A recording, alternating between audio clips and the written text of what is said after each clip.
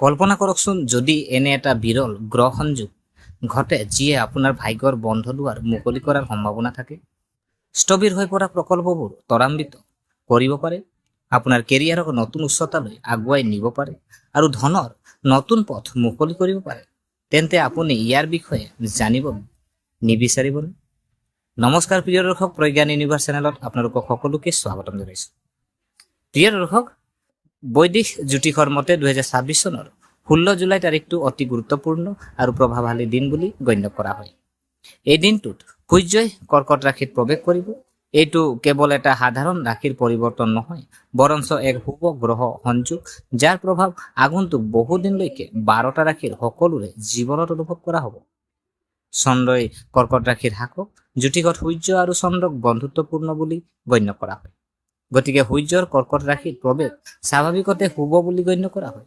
কিন্তু এইবাৰ এটা বিশেষ সংযোগ এই প্ৰৱেশক আৰু অধিক শক্তিশালী কৰি তুলিছে।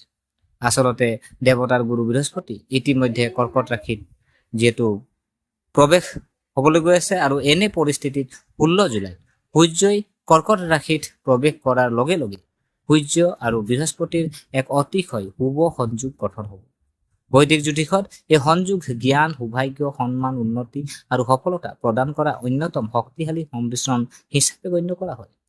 সূৰ্যই আত্মবিশ্বাস, নেতৃত্ব, চৰকাৰী কাম, প্ৰতিপত্তি, আত্মবিশ্বাস, খ্যাতিক প্ৰতিনিধিত্ব কৰে। আনহাতে দেৱতাৰ গুৰু বৃহস্পতি গ্ৰহই জ্ঞান, ধৰ্ম, সৌভাগ্য, ধন, সমৃদ্ধি, শুভ সুযোগ, জীৱনৰ সম্প্ৰসাৰণৰ প্ৰতীক। এই দুই শুভ গ্ৰহ যেতিয়া একে ৰাশিত একত্ৰিত হয়, তেতিয়া বহু লোকে নিজৰ জীৱনত উল্লেখযোগ্য পৰিৱৰ্তন অনুভৱ কৰিব পাৰে। এই সময়ছোৱাত কেৰিয়াৰৰ উন্নতি, চাকৰিৰ পদোন্নতি, দৰমহা বৃদ্ধি, ব্যৱসায়িক লাভ, বাকী থকা ধন লাভ কৰাৰ সম্ভাৱনা, নতুন সুযোগ, সামাজিক সন্মান, পৰিয়ালত সুখ আৰু দীৰ্ঘদিন ধৰি বাকী থকা কামবোৰ সম্পূৰ্ণ কৰাৰ প্ৰবল সম্ভাৱনা থাকে। বহুতৰে বাবে এই সময়ে জীৱনৰ নতুন আৰম্ভণি সংকেতো দিব পাৰে। যদিও এই শুভ সংযোগ 12টা ৰাশিৰ সকলোকে প্ৰভাৱিত কৰিব, জ্যোতিষৰ হিচাপ অনুসৰি 3টা ৰাশিৰ আটাইতকৈ শুভ, উপকাৰী আৰু সৌভাগ্যৱান হ'ব পাৰে। গতিকে পলম নকৰাকৈ আমি জানো আহক কোন 3টা ভাগ্যৱান ৰাশিয়ে সূৰ্য দেৱতাক আৰু দেৱগুৰু বৃহস্পতিৰ বিশেষ আশীৰ্বাদ লাভ কৰে। প্ৰিয় দৰ্শক, প্ৰথম ৰাশিটো যদি চাওঁ কৰ্কট ৰাশি। প্ৰথমে কৰ্কট ৰাশিৰ কথা। যিহেতু সূৰ্য আৰু বৃহস্পতি এই সংযোগ আপোনাৰ ৰাশিত হৈ আছে, গতিকে ইয়াৰ আটাইতকৈ ইতিবাচক প্ৰভাৱ আপুনি অনুভৱ কৰিব পাৰে। এই সময়ছোৱাত আপোনাৰ আত্মবিশ্বাস আগতকৈ অধিক শক্তিশালী হ'ব। দীৰ্ঘদিন ধৰি বাকী থকা কামবোৰ সম্পূৰ্ণ হ'বলৈ আৰম্ভ কৰিব, আৰু আপুনি বহুদিনৰ পৰা কাম কৰি থকা পৰিকল্পনাবোৰে সফলতাৰ সম্ভাৱনা বৃদ্ধি কৰিব। যদি আপুনি নিযুক্তি লাভ কৰে, তেন্তে আপোনাৰ ঊৰ্ধ্বতন বিষয়াৰ পৰা সহায় লাভ কৰিব। পদোন্নতি, দৰমহা বৃদ্ধি, নতুন দায়িত্বৰ সম্ভাৱনা প্ৰবল। চৰকাৰী খণ্ডত থকাসকলেও ইতিবাচক ফলাফল লাভ কৰিব পাৰে। এইবাৰ ব্যৱসায়ত জড়িত সকলৰ বাবে নতুন সুযোগ আহিব। ব্যৱসায় সম্প্ৰসাৰণ সম্ভৱ, নতুন ক্লায়েণ্ট পোৱা যাব পাৰে আৰু আৰ্থিক লাভ বৃদ্ধি পাব পাৰে। যদি আপুনি নতুন বিনিয়োগৰ পৰিকল্পনা কৰিছে, তেন্তে অভিজ্ঞ ব্যক্তিৰ পৰামৰ্শ লৈ আগবাঢ়ি যোৱাটো উপকাৰী হ'ব পাৰে। আপোনাৰ আৰ্থিক অৱস্থা আগৰ তুলনাত অধিক শক্তিশালী হ'ব। নতুন নতুন উপাৰ্জনৰ লক্ষণ। যদি আপুনি দীৰ্ঘদিন ধৰি ঘৰ, বাহন, মাটি কিনাৰ সপোন দেখিছিল, তেন্তে সেই ইচ্ছাও এই সময়ছোৱাত পূৰণ হ'ব পাৰে। পাৰিবাৰিক জীৱনত সুখ আৰু শান্তি বিৰাজ কৰিব।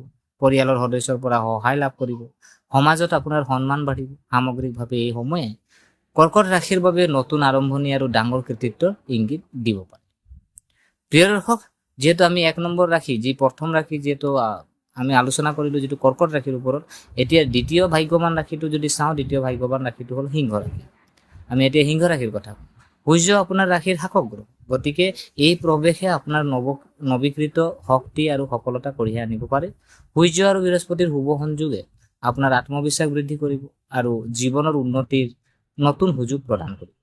যদি কোনো গুৰুত্বপূৰ্ণ কাম দীৰ্ঘদিন ধৰি বাকী আছে, তেন্তে ইয়াৰ সম্পূৰ্ণতা যথেষ্ট বৃদ্ধি পাব। নতুন কেৰিয়াৰৰ সুযোগ আহিব পাৰে আৰু আপুনি ঊৰ্ধ্বতন বিষয়াৰ পৰা সমৰ্থন লাভ কৰিব। নতুন চাকৰি বিচৰাসকলে হয়তো ভাল খবৰ পাব। ইতিমধ্যে নিয়োজিতসকলৰ পদোন্নতি, দৰমহা বৃদ্ধি, নতুন দায়িত্বৰ সম্ভাৱনা আছে। ব্যৱসায়িকসকলৰ বাবেও সময় অনুকূল হ'ব। নতুন পৰিকল্পনা সফল হ'ব পাৰে আৰু ব্যৱসায়ত ভাল লাভৰ সম্ভাৱনাও আছে। যদি আপুনি নতুন প্ৰজেক্টৰ কাম কৰি আছে, তেন্তে ইতিবাচক ফলাফল দেখা পাব পাৰে। আপোনাৰ প্ৰেম জীৱনতো মিঠাচা বাঢ়িব।